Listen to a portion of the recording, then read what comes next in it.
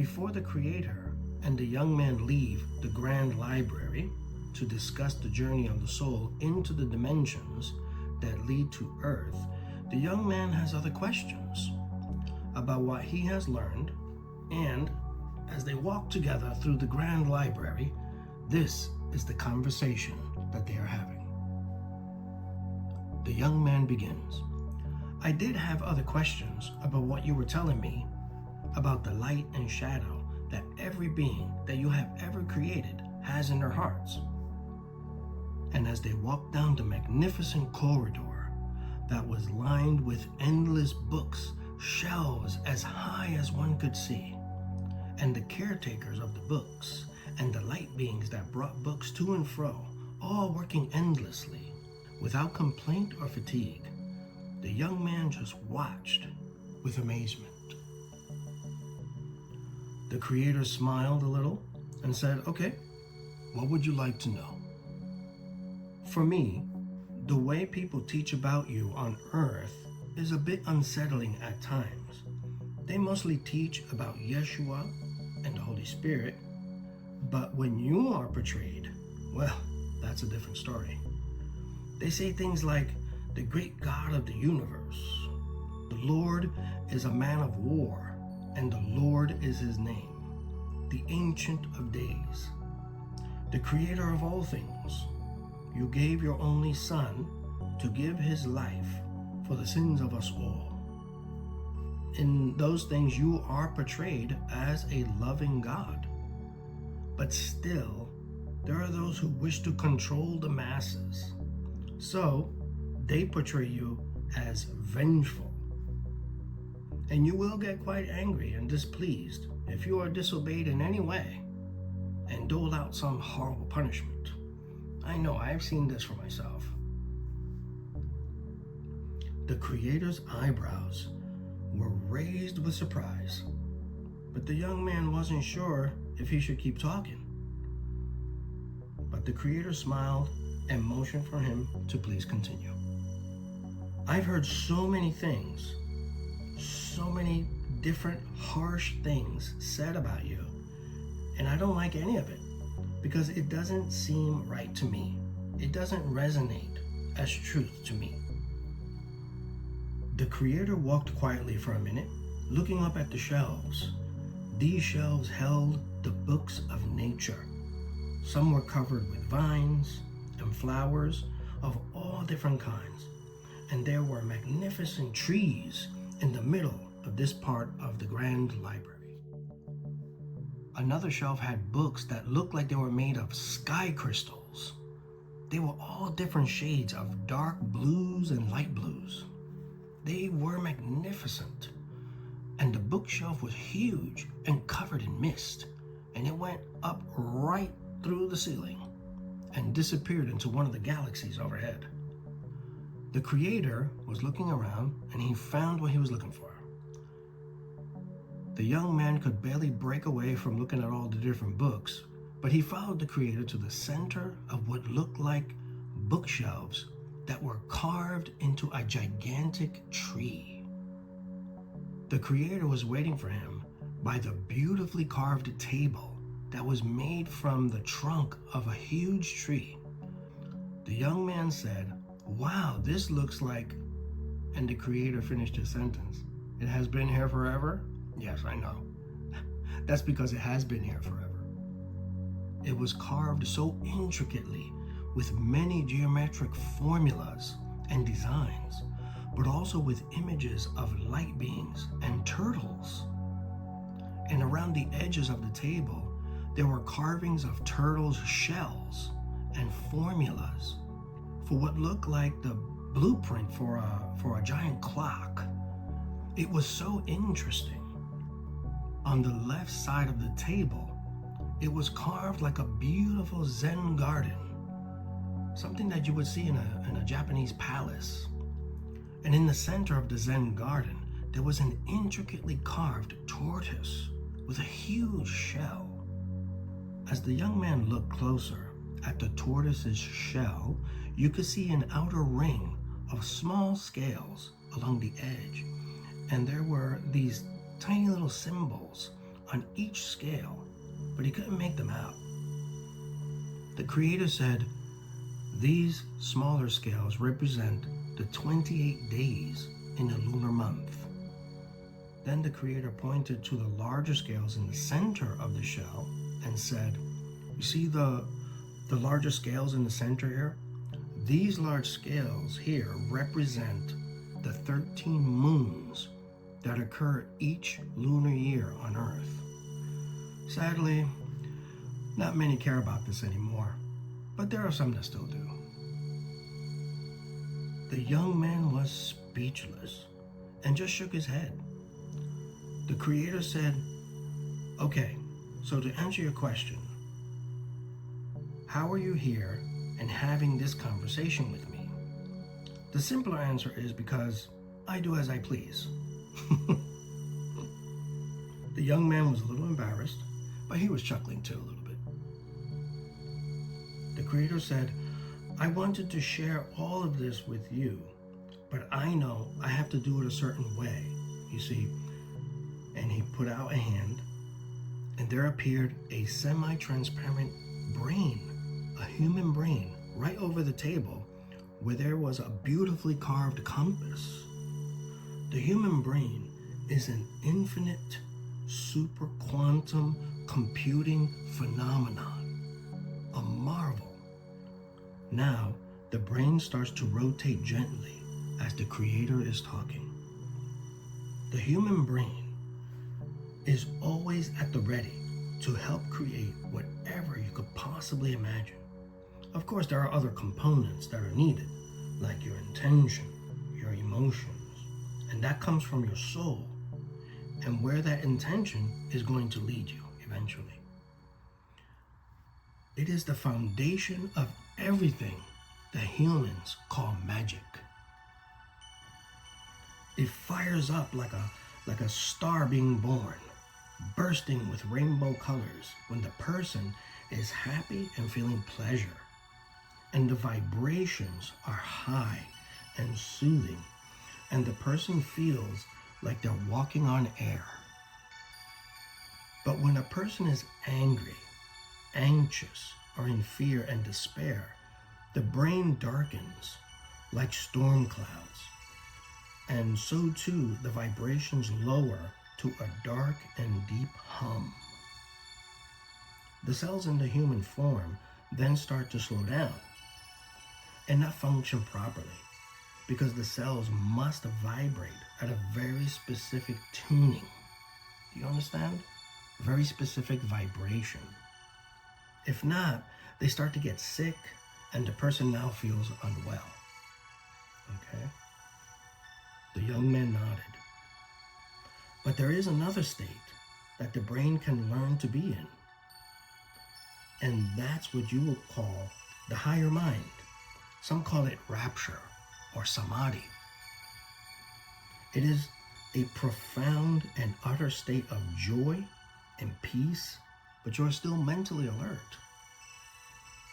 You're here with me having this conversation because while you were sitting on that park bench, after going through your dark night of the soul, totally alone, without family or friends, your heart and soul were calm, your brain accepted that, you were thinking, this is what it is right now, and that's okay. I saw something else. I saw that you were ready, and here we are. But with that being said, everyone's situation is different, and so their experience is going to be different. And what happens between me and every person is different. The Creator looked at the young man who was contemplating everything he heard, and with his arms folded, he nodded with a half smile. And the Creator also nodded with a half smile, and they both started to laugh.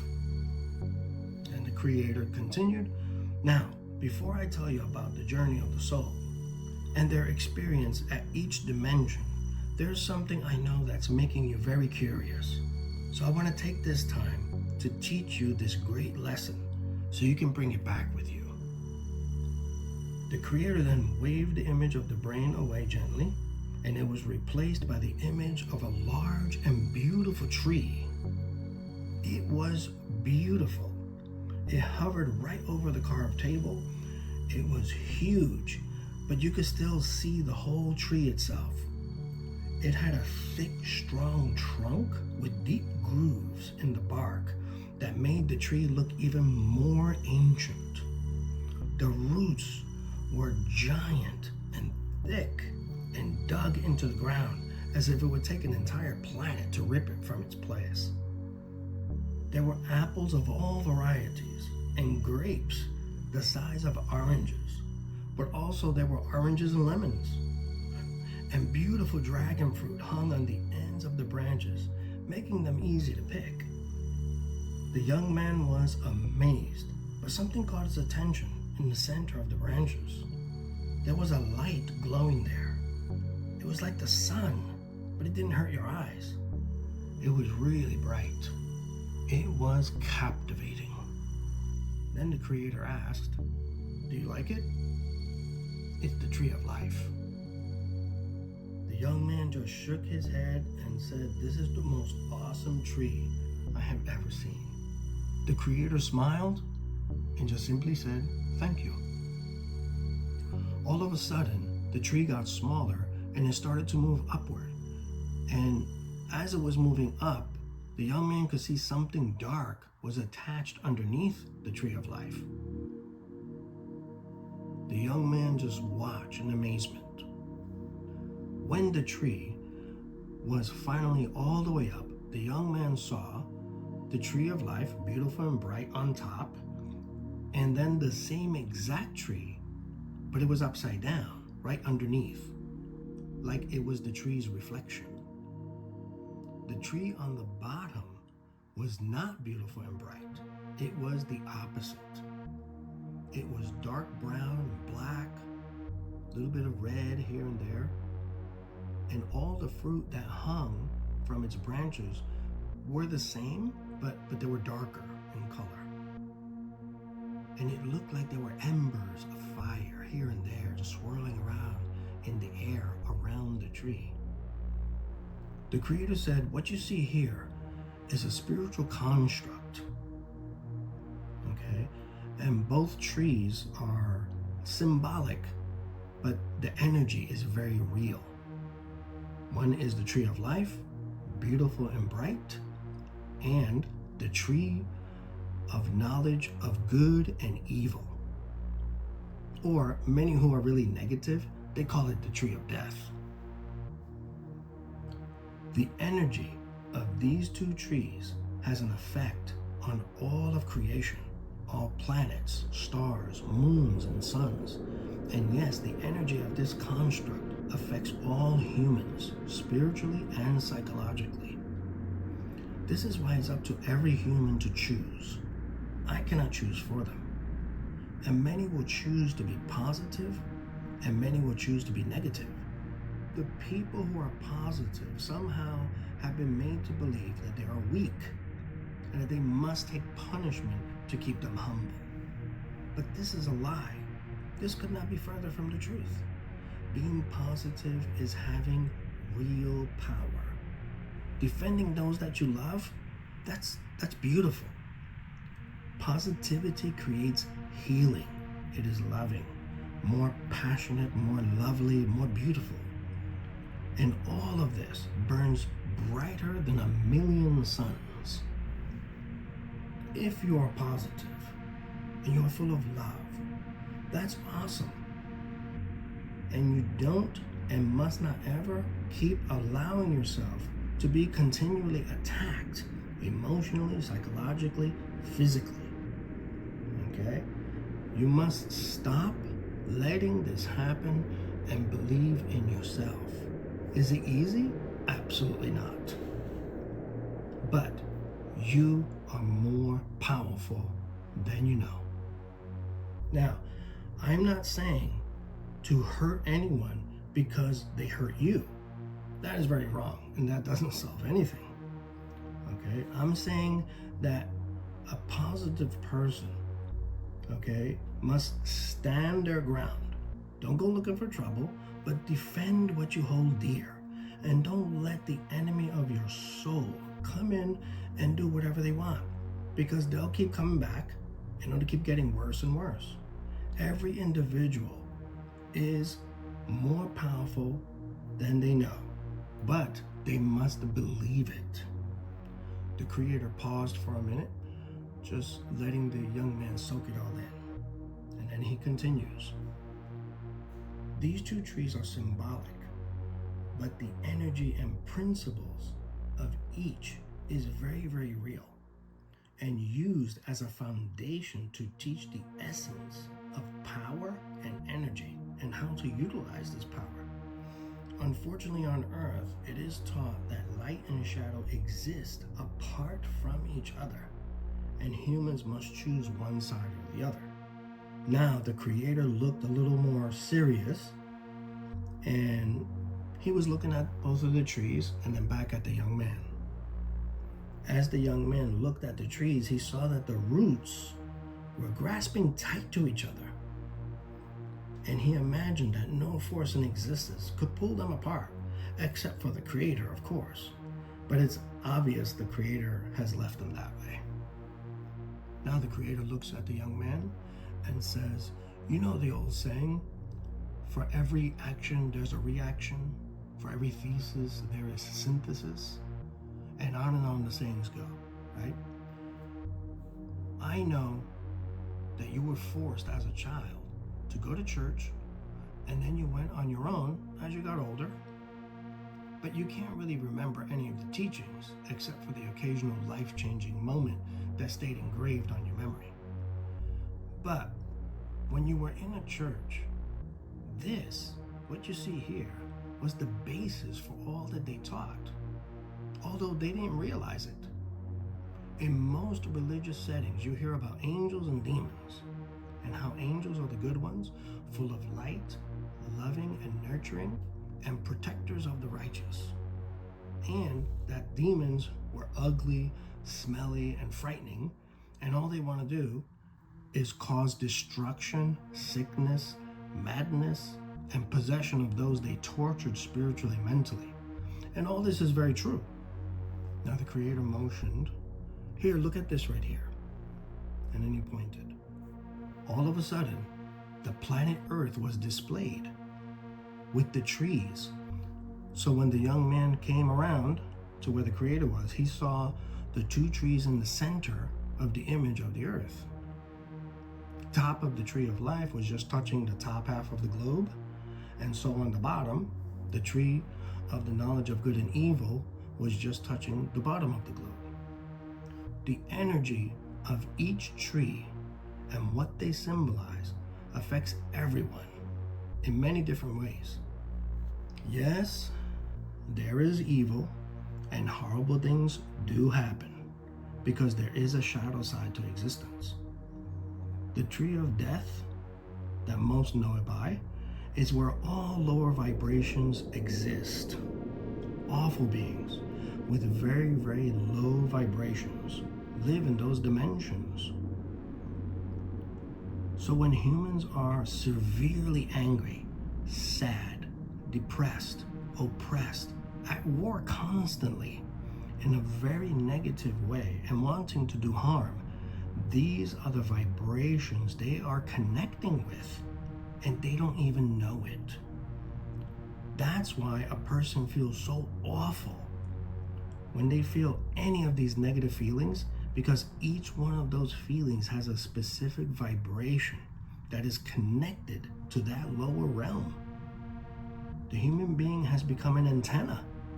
When you allow the lower vibrations to persist, those lower vibrations will permeate the atmosphere, and they will become a doorway to those lower beings to come through. To a demon, those vibrations, it's like blood in the water to a great white shark. Once they come into your space, they will make matters as bad as they want to make them. So imagine if a person is feeling all of those negative feelings all at once. Mind-blowing, right? But I want you to remember that as a human being, these feelings are always going to arise, depending on your situation. And it's up to every person to decide what to do. This is not easy, because in the heat of the moment, you're not thinking rationally. But when you come back to yourself and are calm again, you must act fast and turn off the anger. Do something good and raise your vibration. Okay? Make sure you apologize. Love your partner, love your children, your pets, your plants, your family and friends, or be a humanitarian for a day and help out at a church or a soup kitchen and feed someone that hasn't eaten. Give someone something, a little drawing.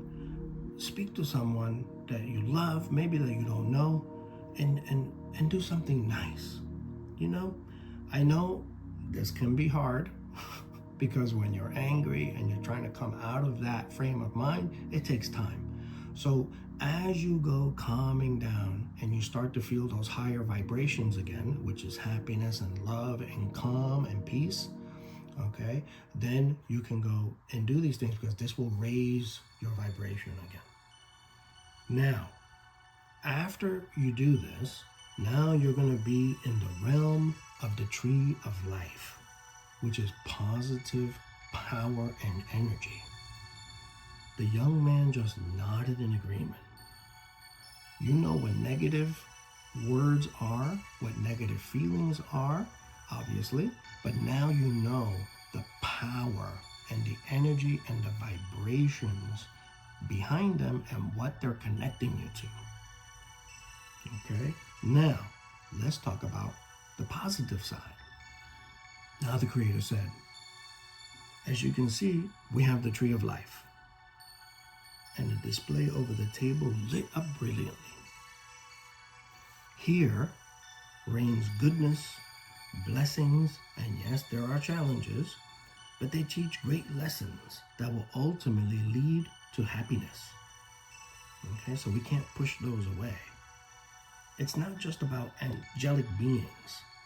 There are a myriad of light beings, elementals, the mighty Lyrans, the Andromedans, the Arcturians, Pleiadians, the Zulu warriors, the Lycans, the angelic dragons, the majestic blue avians, beings from Xenia. Okay, they're so beautiful. They come from an aquatic planet. Then there are the Sirians. Okay, but you have Sirius A, you have Sirius B, and you have Sirius C. And they're all very positive beings there. But believe it or not, there are positive reptilian beings that have so much to offer. And there are so many others. It's not just angels.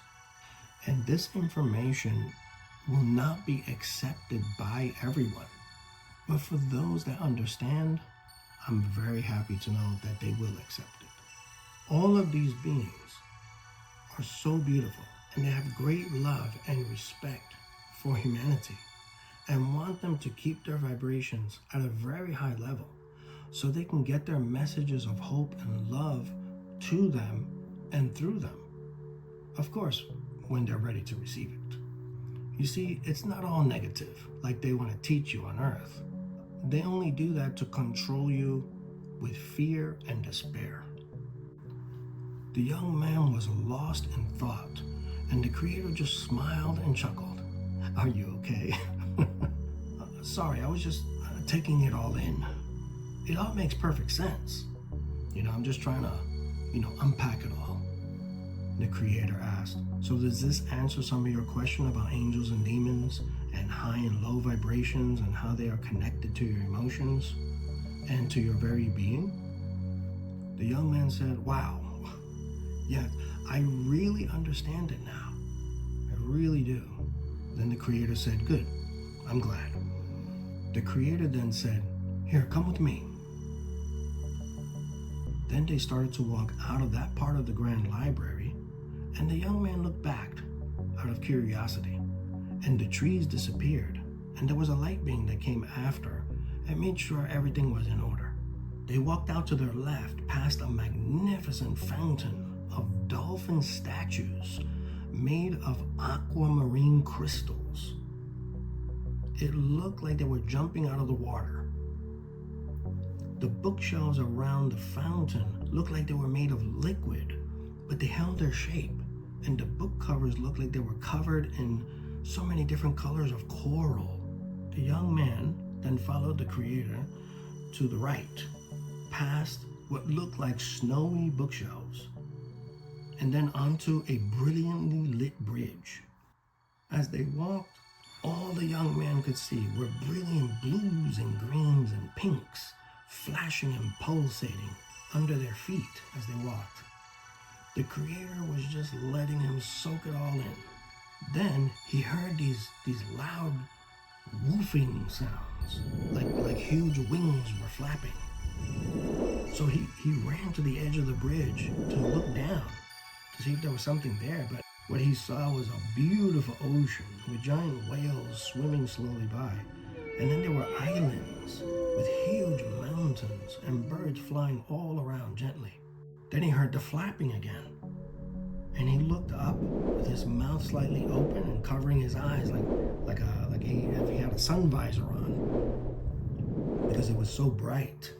And then there were 3 awesome and majestic angelic dragons that flew overhead. One was light green and yellow. The other one was blue and green. It was like bluish and greenish. It was beautiful. And the other one was red and orange, all glistening and shining in the sun like they were made of glass. They were flying gracefully under the bridge, then around the sides, and then over the bridge again. The creator just smiled. "Hello, my friends," and he waved to them. The light green and yellow one turned and hovered in the air and bowed his head slightly and said in a deep and gentle voice, "Greetings, my creator. I see you have finally brought him to a higher stage." Then the dragon looked at the young man and said, "I'm sure you're learning many things. We'll see you on the other side of the bridge." Then he turned and flew off to catch up with the others. As they walked forward, they could see the dragons far ahead flying around the tall structures that shimmered in the light. The creator stopped before stepping off the bridge and said, "This is where I leave you for now, but I leave you in good hands." The young man turned with a confused look on his face, but then understood. The creator was smiling, and the young man ran into his arms, and they embraced. It was like the sun was shining even brighter than before when they hugged. The young man stepped back, still holding the creator's hand, and said, "I understand. Thank you so much. This was really awesome. I will take these memories back with me and share them with everyone." The creator then said, "I'm counting on it. Now go, your friends are waiting for you. We'll catch up later." The creator smiled and then went back over the bridge. Of course, the creator could just teleport, but where's the fun in that? Now he turned, and there before him, waiting patiently, was the light green and yellow dragon, majestic and glistening in the light.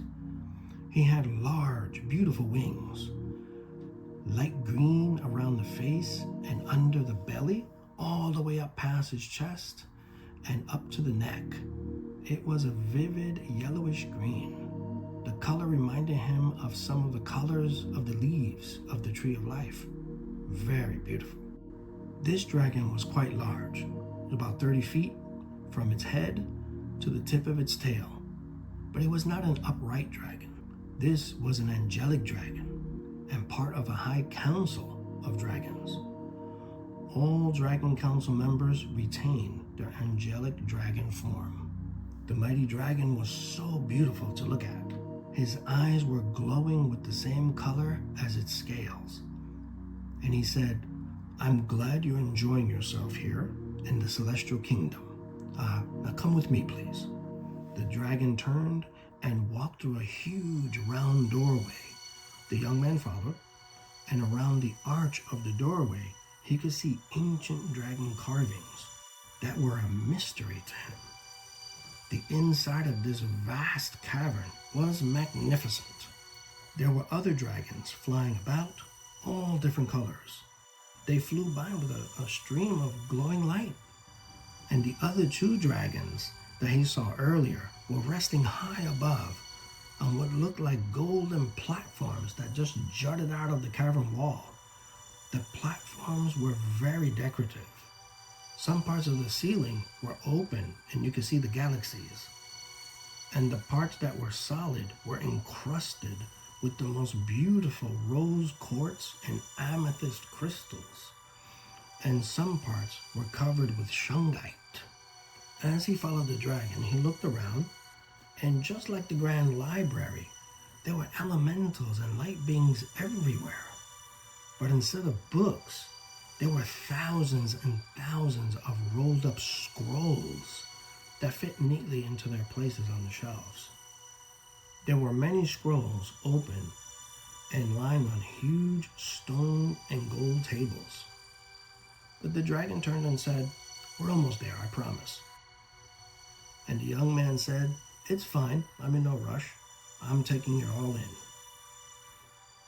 Now they went through a large garden area, and he could see rainbow dragons and dragons that looked like quartz crystals. So when the light hit them, they shined like a kaleidoscope of 1,000,000 colors. They finally arrived at their destination, and the young man was still looking back at the garden with all the different colors of plants and trees, and the colorful dragons and elementals. The dragon lay comfortably with his wings folded back and waited for the young man to get his fill. The dragon smiled with admiration. Finally, the young man turned around and saw the dragon waiting comfortably. After about a minute, it all registered. Before him, he saw a magnificent golden mountain behind the dragon, and there were 3 waterfalls that cascaded down into the crystal clear pond. Now up to the left of the mountain, he saw a school of dragons flying around the back of the mountain. In the large pond, there were turquoise and indigo water dragons swimming over to that same direction where the other ones were flying. The dragon just gently said, "Come here, sit with me and drink." The young man saw the sapphire and gold cup and was very happy to have it. Next to the dragon, he saw a golden chair, very ornate. But when he sat in it, he knew it was going to be a while before he got up because it was so comfortable. The dragon looked at the young man and gently said, "Now let me tell you how the voyage of this celestial soul begins." Awakened by the loving Creator's breath, the soul found itself adrift in a sea of ethereal beauty, the likes of which words could scarcely capture. The soul's awareness blossomed, tender and curious, amidst the splendor of its birthplace. It was a realm where the melody of the cosmos played in harmonious chords, and the air itself shimmered with the essence of the divine. Here in this sacred expanse, light beings of all forms moved with grace. Their very existence was proof of the boundless creativity of the loving Creator. Now, as the soul ventured forth, a little timid, but very curious and wanted to discover more, it encountered the guardians of wisdom, beautiful entities whose light danced in mesmerizing patterns. Each being it met offered insights and blessings, weaving into the soul's essence the understanding of cosmic truths. All of life is connected. This is the foundation of existence, whispered an elemental being, its soft voice like a gentle breeze. the soul felt the truth of these words resonate within, a profound sense of unity with the vast universe. Then the dragon waited for the young man to take a sip of his drink, and then he said, "Then my sister dragon, with the scales that caught the light in 1,000 different colors, remember you saw her in the garden. She spoke of the balance between light and shadow. And this is what she said: both are necessary, for it is in the dance between them that growth and understanding are born." With each encounter, the soul's sense of awe deepened. It marveled at the avian beings that soared on wings of pure light, their songs weaving spells of protection and courage. The Lyrans, with their noble bearing and lion-like grace, spoke of strength and leadership, instilling in the soul a sense of purpose that burned bright. Yet it was the loving Creator's presence that enveloped the soul with a warmth unlike any other. In moments of quiet communion, the Creator shared visions of the soul's mission to bring love, wisdom, and courage to the far reaches of the universe, to places where shadows lingered and hearts yearned for light. With its purpose etched into the very core of its being, the soul prepared to embark on its descent through the dimensions. It understood now that its journey was not just one of distance, but of understanding, a quest to learn, to grow, and to share the boundless love that had birthed it. Now the dragon motions with its head to the right and said, "See just over the water to the other side where the Emerald Mountain is, with the 2 dragons who sit on either side of the huge circular doorway?" Then the young man said, "Yes, I see that. That is the stargate of the 12th dimension, where the voyage of the celestial soul begins." The dragon looked back at the young man, who was enjoying his drink, and he continued, "You know, the skies above were alive with elemental beings, their wings painting streaks of vibrant colors across the horizon, embodying the freedom and boundless possibilities of this sacred realm. Now, the soul's path led it, and there was the Emerald Mountain, glimmering in the light of this dimension.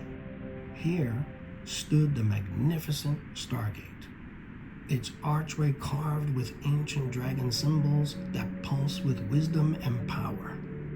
This Stargate is a portal of transition, a gateway between worlds, and a threshold the soul must cross to continue its mission. So standing before the Stargate, the soul and its guardian shared a moment of profound connection, their eyes reflecting the vastness of the journey ahead. With a knowing smile shared between them, they acknowledged the adventures and trials that awaited in the realms beyond. Then, with hearts full of courage and a spirit of unity, they stepped through the Stargate together, disappearing in a brilliant burst of light, embarking on the next phase of their epic journey. It carried with it the blessings of all it had encountered, a tapestry of wisdom and strength that would shield and sustain it. The first chapter of its epic tale had begun, and with each beat of its ethereal heart, the soul drew closer to its destiny.